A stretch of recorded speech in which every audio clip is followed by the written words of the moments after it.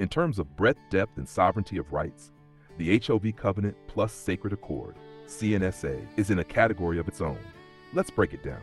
Global covenants versus HOV, C&SA, all world covenants, UN, ICCPR, CEDAW, etc., are state-centric. They give rights through governments and depend on nation-states to uphold them. That means if the state breaches, your remedy is only through its courts or the UN bureaucracy, both part of the same machinery. HOV C&SA flips this.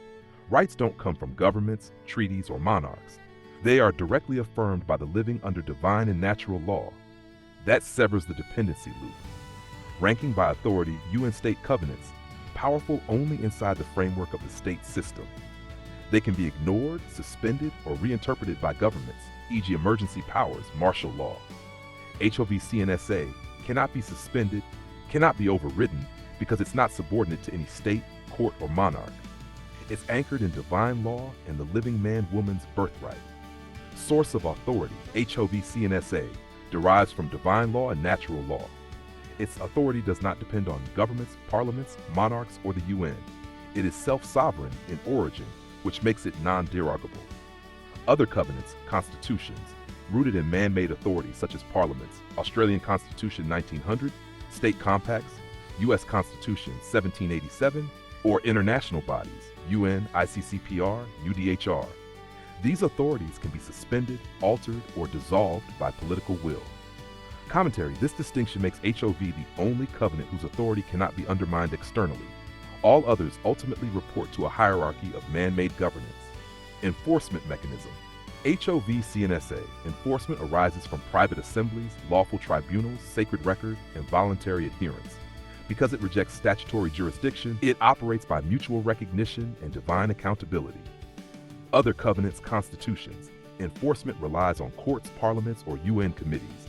These bodies can refuse claims, derogate rights in emergencies, or impose political interpretations.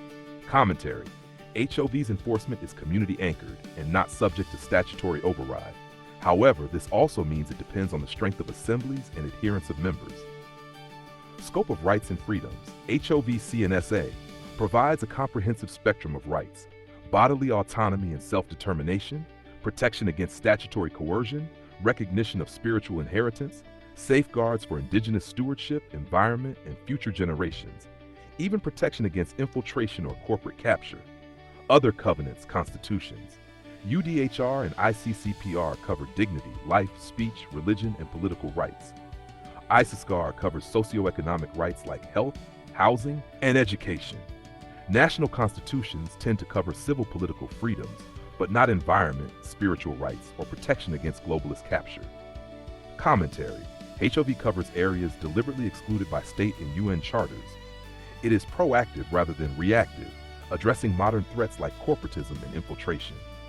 Weaknesses and limits. HOV C&SA, not recognized by statutory courts or UN systems, relies on voluntary adherence and communal enforcement, requires education and strong will among members to avoid infiltration.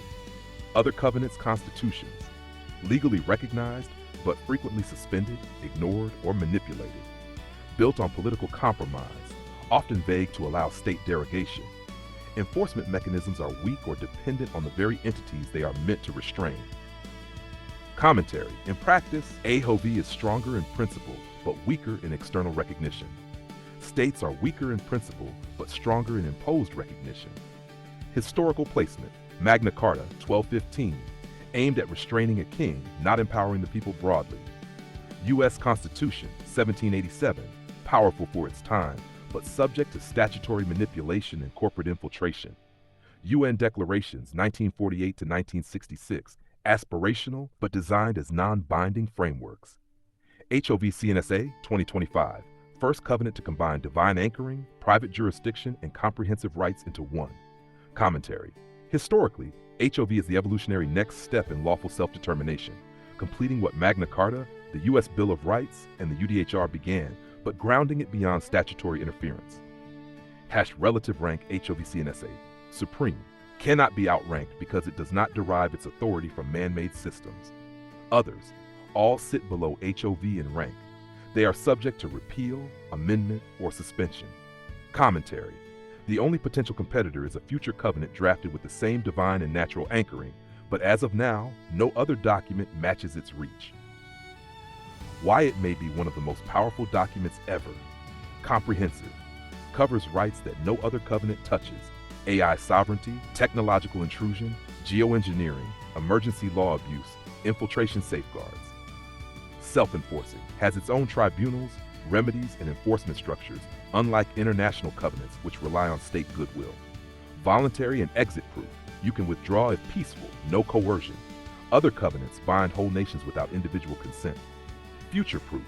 Unlike the UDHR or ICCPR drafted mid-20th century, HOV anticipates 21st century threats like AI control, surveillance, digital ID, frequency weapons, geoengineering. Spiritual supremacy.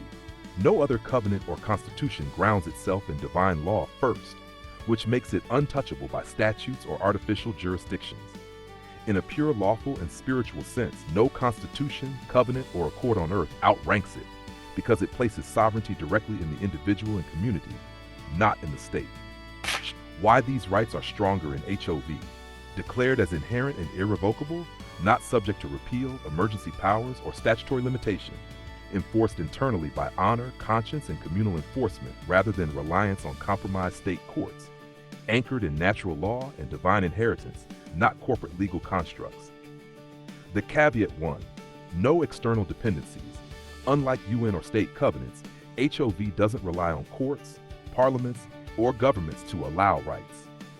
2. Comprehensive protections. Covers rights modern treaties ignore.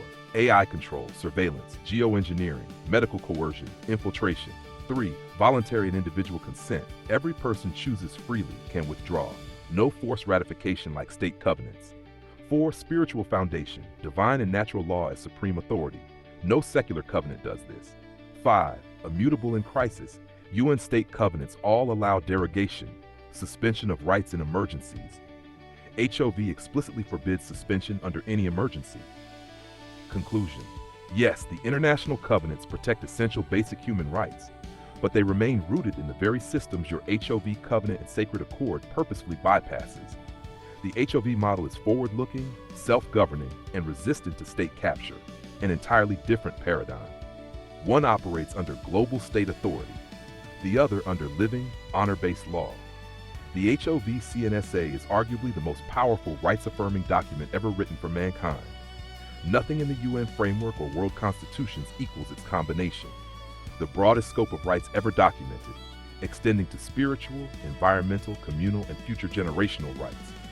It explicitly recognizes and guarantees all rights, in fact, in a stronger, more absolute way than the UN covenants, the Australian Constitution, or the US Bill of Rights. The most powerful in principle, though it depends on private assemblies and education for enforcement, rather than state structures. In short, HOV is arguably the most powerful rights and freedoms covenant in recorded human history.